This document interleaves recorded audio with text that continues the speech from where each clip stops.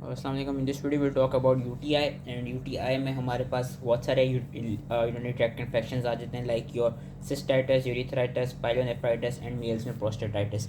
तो मोस्टली जो यूटीआईज होते हैं वो फीमेल्स में बहुत कॉमन होते हैं और मेल्स का अगर केस में देखा जाए तो मेल्स में if the age is first year of life या if the age is above 60 तब देखे जाते हैं कॉमनली, वरना मेल्स में भी हो सकता है, लेकिन जो मोस्ट कॉमन होता है वो फीमेल में होता है और फीमेल में इसलिए कॉमन होता है because we know female have shorter urethra.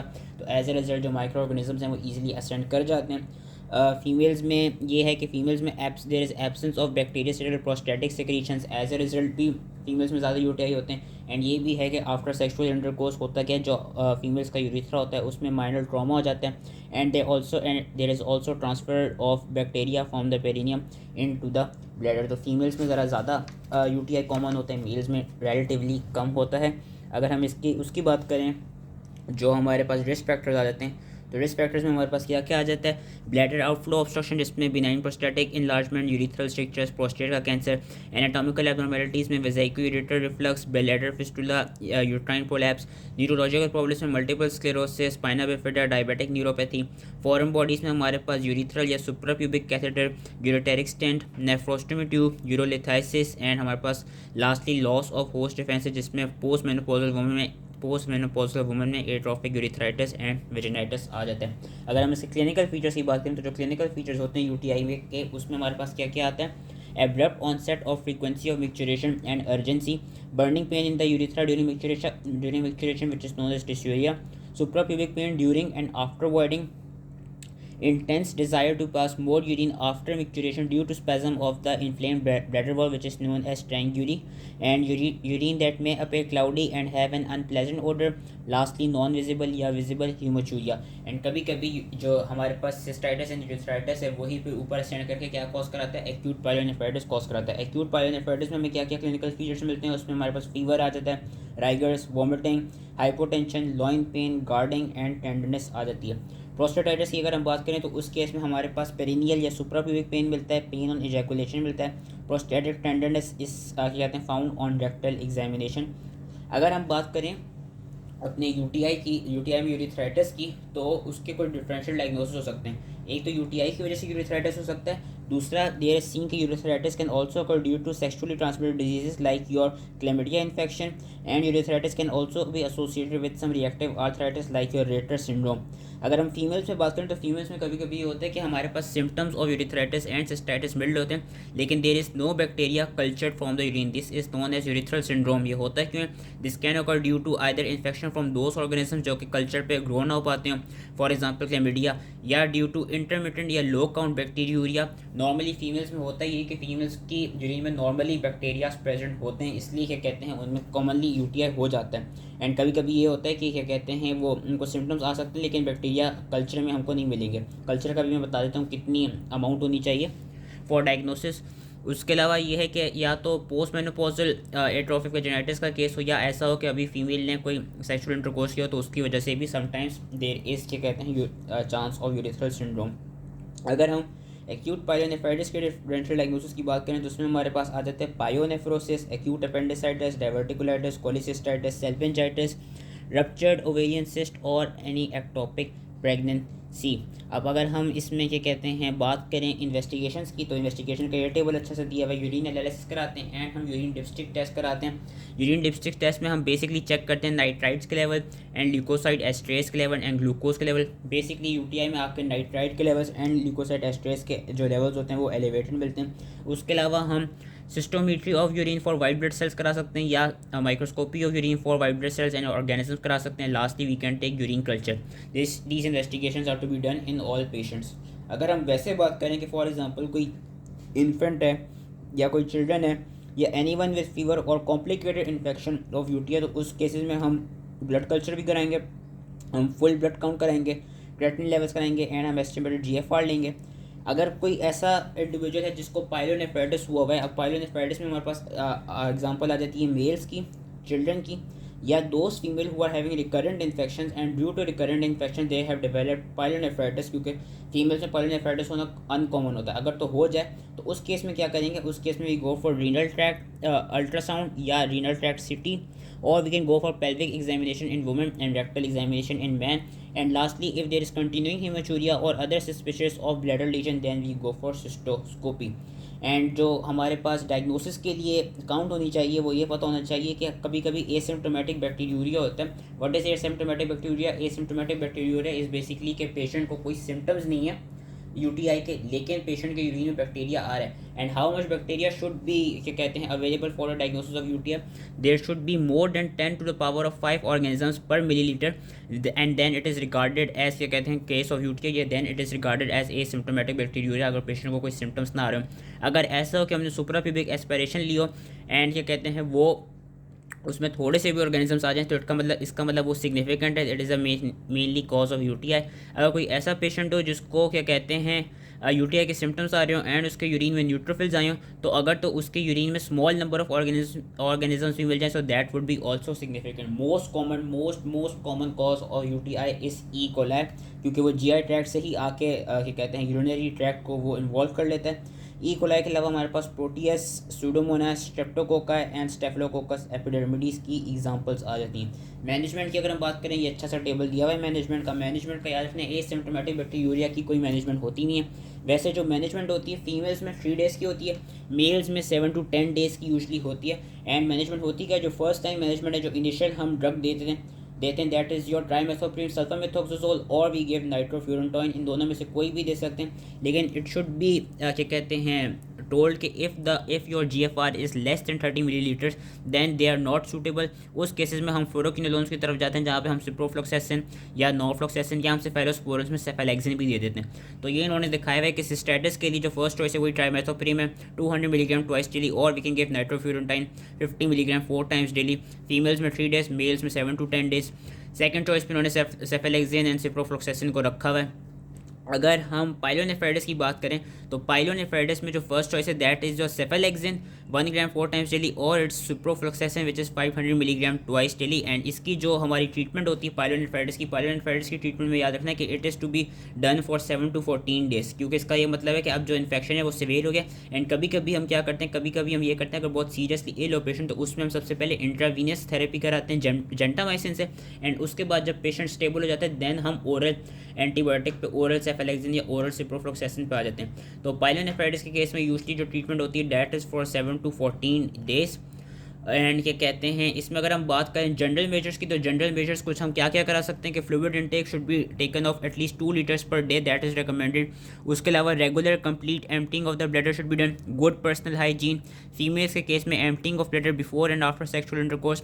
And cranberry juice या टैबलेट्स या क्या कहते हैं any D mannose can also भी इफेक्टिव, क्योंकि they have been seen to treat UTI. तो क्रैनबेरी जूस भी एक हम जनरल मेजर्स में रख लेते हैं. अगर हम परसिस्टेंट और रिकरेंट यूटीआई की बात करें, तो परसिस्टेंट और recurrent UTI is that UTI that basically persists on repeated culture despite the medical treatment. इसमें ये होता है कि कंटिन्यूस री इन्फेक्शन होता रहता है. अगर फीमेल के केस में बात करें तो 3 or more यूटीआई के इन्फेक्शन इन ए ईयर, या कोई ऐसा यूटीआई जो कि बहुत सिवियर हो, उस केस में क्या करते हैं, उस केस में जो हम प्रोफाइलैक्टिक थेरेपी देते हैं, prophylactic therapy is to be done by your again trimethoprim और योर नाइट्रोफ्यूरेंटाइन. तो वो भी इन्होंने दिखाई हुई कि ट्राइमेथोप्रिम या नाइट्रोफ्यूरेंटाइन हम 100 mg या 50 मिलीग्राम एट नाइट हम दे सकते हैं. एंड ये यूजली हम 6 months तक रखते हैं. एंड इन 6 months में हमको करना क्या होता है, हमको यूरिन शुड ऑल्सो भी cultured at regular intervals. And क्या कहते हैं, regiment of 2 to 3 antibiotics should be taken, जिसमें ट्राइमेथोप्रिम आ सकती है, नाइट्रोफ्यूरेंटाइन आ सकती है, सेफेलेक्सिन आ सकती है, को अमोक्सिक्लैफ और सिप्रोफ्लोक्सेसिन भी आ सकती है. प्रेगनेंसी के केस में बात करें तो जो प्रेग्नेंट फीमेल्स होती हैं, प्रेगनेंसी में याद रखना है कि प्रेगनेंसी में जो हम ड्रग्स यूजली रिकमेंड करते हैं प्रेगनेंसी में क्या कहते हैं, प्रेगनेंसी में एक तो हम नाइट्रोफ्यूरेंटोइन दे देते हैं, उसके अलावा हम सेफेलेक्सिन भी दे देते हैं. उनकी डोसेस बताएंगे 50 मिलीग्राम 4 times डेली एंड सेफेलेक्सिन की 250 मिलीग्राम 4 times डेली. ये याद रखना है कि इन प्रेगनेंसी जो हमको अवॉइड करनी चाहिए या जो कॉन्ट्राइंडिकेटेड है प्रेगनेंसी में, that are your trimethoprim, sulfonamides, quinolones and tetracyclines. These 4 drugs should be avoided in pregnancy as they are contraindicated. हम पेनिसिलिन एंड सेफेलोस्पोरिन जो हैं एंड जो हमारे पास नाइट्रोफ्यूरेंटोइन है उसको हम प्रेगनेंसी में यूज़ कर सकते हैं. एसिम्प्टोमेटिक बैक्टीरिया मैंने बता दिया क्या है कि it is when more than 10 to the power of 5 organisms in your milliliter of urine volume are seen in an apparently healthy asymptomatic patient. Asymptomatic bacteria का भी ये देखा गया कि around 30% of the individuals they will develop symptomatic infection with in an year. And अगर तो किसी infant, किसी प्रेग्नेंट वुमेन या कोई ऐसा पेशेंट जिसको यूरिनरी ट्रैक्ट एबनॉर्मेलिटी हो, उसको अगर एसिम्प्टोमेटिक बैक्टीरिया है देन हम उसको भी एंटीबायोटिक से ठीक करेंगे, वरना हम एसिम्प्टोमेटिक बैक्टीरिया को नॉर्मली एंटीबायोटिक से ठीक नहीं करते। कैथेटर रिलेटेड बैक्टीरिया बताया हुआ है कि वही for long term indwelling catheter से भी क्या हो सकता है, आपके पास वो यूटीआई हो सकता है एंड बैक्टीरिया हो सकता है। एंड अगर तो ये ऊपर ब्लैडर से ऊपर चला जाए रीनल किडनी पैरेन्काइमा में, वहाँ पर it can cause acute pyelonephritis. Pyelonephritis का क्लासिक ट्रायड होता है जिसमें हमारे पास loin pain, fever and tenderness over the kidneys आ जाता है। Sometimes renal pelvis is also inflamed and small abscesses are seen in the renal parenchyma। And इसमें जो मोस्ट कॉमन ऑर्गेनिज्म होते हैं वो स्टेफिलोकोकाई देखा गया है, जो कि कॉज कराता है पाइलोनेफ्राइटिस, क्योंकि एब्सेसिस बनते तो एब्सेसिस भी नो कि स्टेफिलोकोकस ही बनाता है। कभी कभी पेपलरी नेक्रोसिस भी हो सकती है, in which fragments of renal papillary tissue are passed per urethra and can be identified histologically and they can sometimes cause ureteric obstruction bilaterally और unilaterally which can lead to AKI and that AKI can further be क्या कहते हैं exacerbated by predisposing conditions like diabetes, chronic urinary obstruction, analgesic nephropathy and sickle cell disease। Lastly जो pyelonephritis की वो है investigation है, वो हमने पीछे पढ़ ली थी कि we would go for renal tract ultrasound और we would go for renal tract CT। And अगर तो ऐसा हो कि उसमें हमको कोई यूरिनरी ट्रैक्ट में ऑब्स्ट्रक्शन मिल जाए तो उस ऑब्स्ट्रक्शन को हम किस तरह ठीक कर सकते हैं, we can drain it by percutaneous nephrostomy और we can drain it by ureteric stent. So that was related to UTI. अब हम कर लेते हैं इरफान से। वही चीज़ उन्होंने बताई कि लोअर यूटीआई इज यूरिथ्राइटिस या cystitis and upper UTI is pyelonephritis और प्रोस्टेटाइटिस। क्लिनिकल डेफिनेशंस अगर देखी जाए तो uncomplicated UTI is that lower UTI in immunocompetent non pregnant female without any underlying structure और neurologic disease, that is uncomplicated UTI, जो कि most commonly females में होता रहता है। इसीलिए हम कहते हैं कि अगर उनके यूरिन में थोड़े से बैक्टीरियाज आ भी रहे हैं तो सही है। Complicated UTI is that upper UTI in a non pregnant female, any UTI upper or lower in a pregnant female, any UTI upper or lower in males and UTI with underlying structural disease और immunosuppressive patient में अगर क्या कहते हैं UTI हो जाए। Lab definitions के लिहाज से bacteria is presence of bacteria in urine and UTI की भी उन्होंने यही डेफिनेशन रखी है कि when there is presence of pure growth of more than 10 to the power of 5 organisms per milliliter of fresh mid stream urine sample. Usually हम mid stream mid catch करते हैं इन द मॉर्निंग, तो उसमें जो हमको more than 10 to the power 5 organisms मिल रहे हैं उसको हम कहते हैं कि वो यूटीआई का केस है। Most common organism is E coli. Uncomplicated UTI में भी इकोलाई है, साथ में Proteus and Klebsiella. Complicated UTI के लिए अगेन इकोलाई, साथ में सूडोमोनास एंड एंट्रोकोका। जो कैथेटर एसोसिएटेड है उसमें यीस्ट है, इकोलाई एंड कैथेटर है तो उसमें स्टेफिलोकोकस एपिडर्मिडीज आ जाता है। यूरिथ्राइटिस के केस में हमारे पास chlamydia and neisseria and ureaplasma आ जाते हैं। क्लिनिकल फीचर्स अगर देखे जाएँ तो यूरिथ्राइटिस में हमको यूरिथ्रल डिस्चार्ज मिलेगा, डिसयूरिया होगा, अर्जेंसी होगी, फ्रीक्वेंसी होगी, मे और मे नॉट बी हिमोचूरिया हो, लेकिन there would be no fever. Cystitis के केस में there would be no urethral discharge, no fever, there would only be dysuria, urgency, frequency, haematuria and change in the urine colour with suprapubic pain. Pyelonephritis में वही classic triad मिलता है, high grade fever का with chills, loin pen and tenderness over kidney, nausea, vomiting, diarrhoea साथ में देखी जाती है, हाइपोटेंशन भी। रीनल एब्सेस के केस में there is persistent fever, even though इसके clinical features are similar to pyelonephritis, लेकिन इसमें डिफरेंस ये है कि there is persistent fever despite appropriate antibiotic therapy.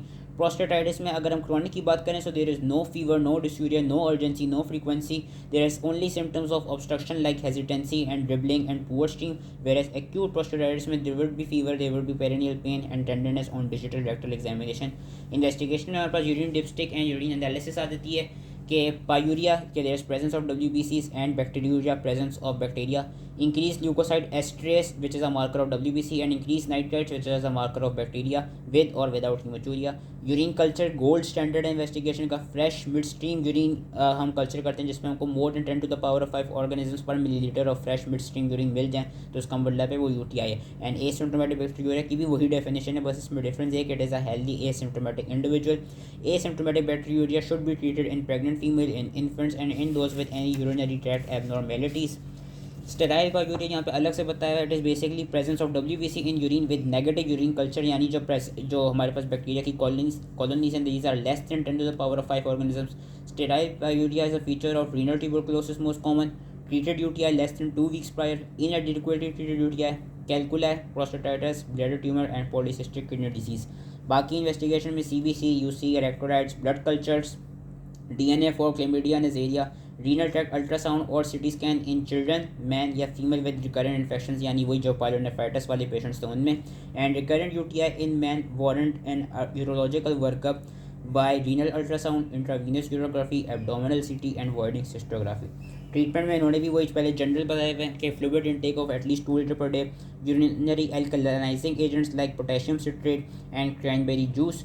Lower UTI जो अनकॉम्प्लिकेटेड लोअर यूटीआई है उसमें उन्होंने यही कहा है कि फीमेल्स की जो ट्रीटमेंट ड्यूरेशन है वो यूजली 3 डेज़ की होती है, वेरस मेल में हमने देखा था 7 to 10 डेज़ होती है। एंड बेस्ट इनिशियल हमने देखा था ट्राइमेथोप्रिम सल्फामेथोक्सोजोल या नाइट्रोफ्यूरनटोइन यूज़ करते हैं। इन्होंने सेकंड लाइन में भी नाइट्रोफ्यूरनटोइन में रखा हुआ है। एंड हमारे पास सेकंड लाइन में सिप्रोफ्लोक्सेसिन है, सेफेलेक्सिन है, अमोक्सिसिलिन उन्होंने रखा हुआ है, लेकिन आजकल अमोक्सिसिलिन इतनी यूज़ होती नहीं है। हम यूजली फ्लोरोक्विनोलोन्स देते हैं या फिर हम सेफ्ट्राइक्सोन की तरफ जाते हैं जो हमारे पास वो होती थी सेकंड लाइन। यूरिथ्राइटिस के केस में यूरिथ्राइटिस क्योंकि मोस्ट कॉमनली नेज़ेरिया और क्लेमिडिया की वजह से हो रहा था, तो नेज़ेरिया के लिए भी सेफ्ट्राइक्सोन है एंड क्लेमिडिया के लिए डॉक्सीसाइक्लिन या एजिथ्रोमाइसिन है।